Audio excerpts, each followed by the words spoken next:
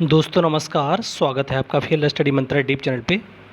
UP triple S C लेखपाल भर्ती दोस्तों 8 जुलाई को हमारा जो केस लगा हुआ है उसी को फाइनल कराने के लिए उसी के परिप्रेक्ष्य में ये 27 जून को प्रार्थना सभा रखी गई है और ये राजस्व परिषद पर रखी गई। सबको क्लियर ही होगा, ऐसा नहीं कि आपको क्लियर नहीं होगा, लेकिन जितने भी नवचयनित लेखपाल हैं उनको आना ज़रूरी क्यों है, इस बात को समझना बहुत ज़रूरी है।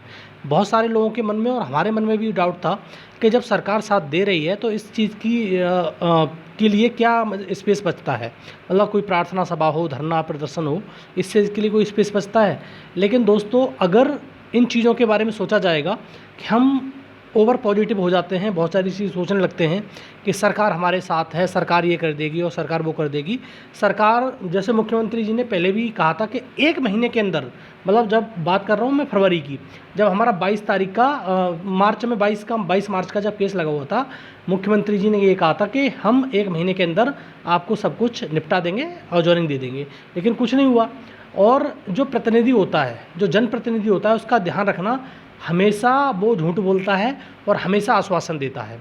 ऐसा कोई भी व्यक्ति नहीं मिलेगा, चाहे मुख्यमंत्री हो, चाहे पीएम हो, जो कोई भी हो, चाहे छोटे मोटे नेता हों, सांसद हों, कोई भी हो, मंत्री हो, वो हमेशा आपको एक आश्वासन देता मिलेगा, क्योंकि उसको भाई जनप्रतिनिधि है, उसको ये चीज़ बिल्कुल आ जाती है, हैबिट में हो जाती है उसको। झूठ बोलना उसको सच लगता है वो, ठीक है। और हम कोई हु हल्ला करने नहीं जा रहे वहाँ पर, और ना ही कोई हुड़दंग मचाने जा रहे हैं।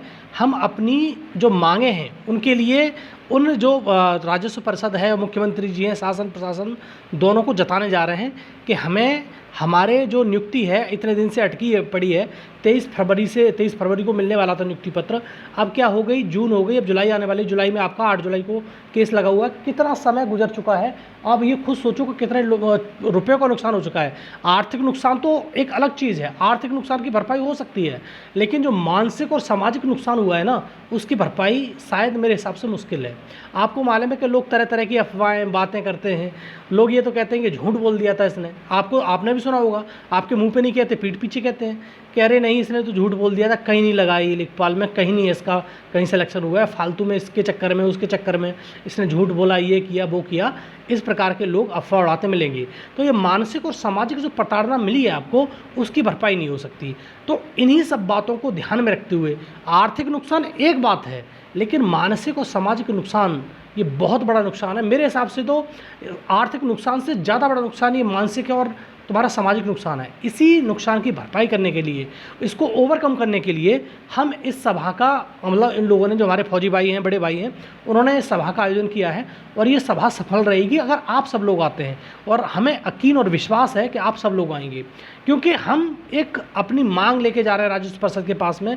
राजस्व परिषद हल्फनामा लगाए, जो भी करे, अपने वकील को भेजे, लेकिन अगर राजस्व परिषद खड़ा हो जाता है 8 जुलाई को, तो विश्वास, यकीन मानिए दोस्तों कि आपकी 8 जुलाई को स्टे वैकेंट हो जाएगा और जुलाई में ही आप तुम्हारे तहसीलों में पहुंच जाओगे, इतना विश्वास हमको है। लेकिन आप सबका सहयोग अपेक्षित है।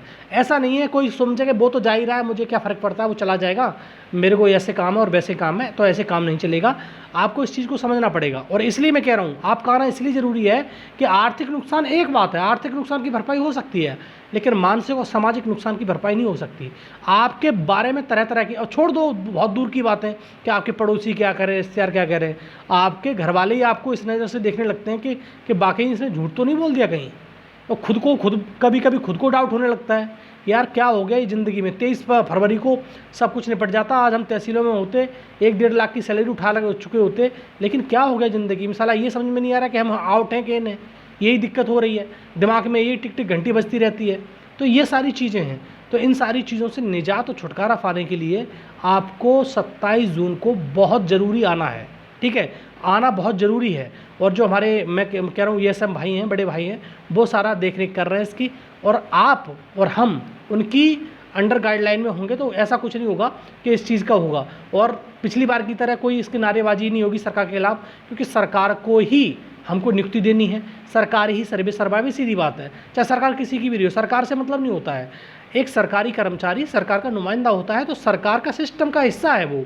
तो नारेबाजी नहीं करेंगे, हम कुछ नहीं करेंगे। चाहे देखो, एक चीज़ समझ लो, वहाँ पर चाहे जाके मौन तरीके से बैठ जाओ, कुछ भी मत बोलो, उसका इफेक्ट इतना होगा कि सरकार और शासन प्रशासन सब हिल जाएंगे।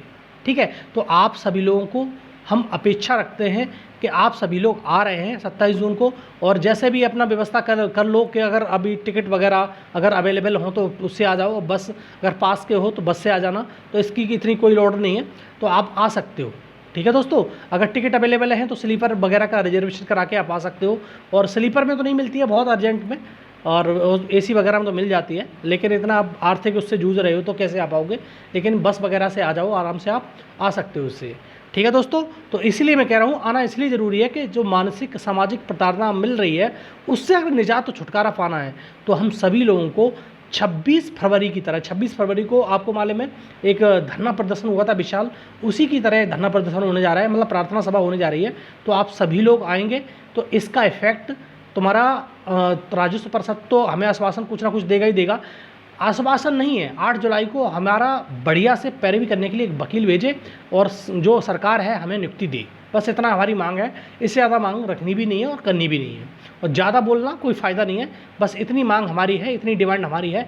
तो सभी लोग जितने भी तहसील इनको आवंटित हो गया है सभी लोग आएँ, और जिनको अभी मतलब दो मतलब जैसे हमारा मिर्ज़ापुर और मैनपुरी में अभी तहसील आवंटित नहीं हुए, तो सभी लोगों से अपेक्षा है कि सभी लोग पूरे उत्तर प्रदेश के जितने भी नवचयनित लेखपाल हैं वो सभी आएँ, और अपने आर्थिक सामाजिक और मानसिक प्रताड़ना को अगर छुटकारा देना है तो आना ही पड़ेगा, और कोई एक्सक्यूज़ कोई बहाना नहीं चलेगा, क्योंकि आपका बहाना बहुत मतलब घातक आपके लिए होगा, कोई दूसरे के लिए कोई नुकसानदायक नहीं हो सकता है। ठीक है दोस्तों, अगर इन्फॉर्मेशन अच्छी लगती है तो लाइक शेयर कर दिया करो। धन्यवाद दोस्तों।